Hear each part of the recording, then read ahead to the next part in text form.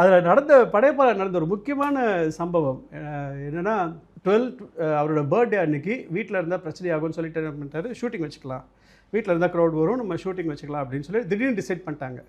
அப்போ நான் வாரிசுன்னு ஒரு சீரியல் ஒன்று பாடிட்டு இருக்கேன் சார். கோபி பீம்சிங் சார் தான் டைரக்ஷன். ஜாப்பனீஸ் கார்டன் இருக்குல்ல சார், பழைய ஃபிலிம் சிட்டி ஜாப்பனீஸ் கார்டன், அங்கே லொக்கேஷனில் ஷூட் பண்ணிகிட்டு இருக்கோம். முதல் நாள் வந்து எல்லோரும் பேசுகிறாங்க, ரவிக்குமார் சாரோட அசிஸ்டன்ஸ் எல்லாம் பேசுகிறாங்க, இந்த மாதிரி நாளைக்கு ஷூட்டிங் இருக்குது வந்துடுங்க அப்படின்னு சொல்கிறாங்க. இல்லைங்க நாளைக்கு நான் இன்பிம்பங்களை கற்றுக்கிட்டது யாருக்கு டேட்டு கொடுத்துருக்கோமோ அவங்க தான் ஆனர் பண்ணணும் அப்படின்னு.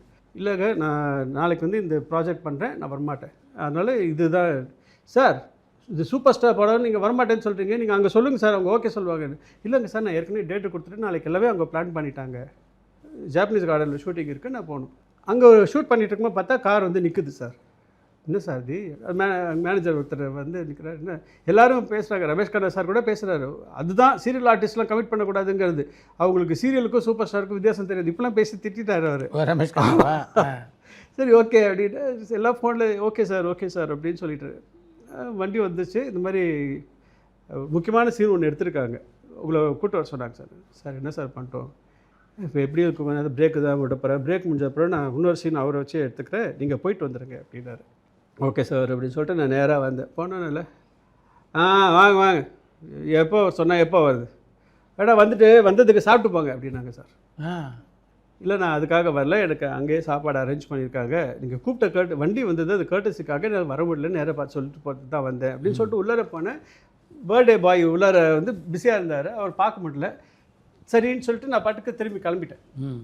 போயிட்டா ஒரு 6 மணிக்கு வண்டி திரும்பி வருது, ஒரு 5:30 மணிக்கு.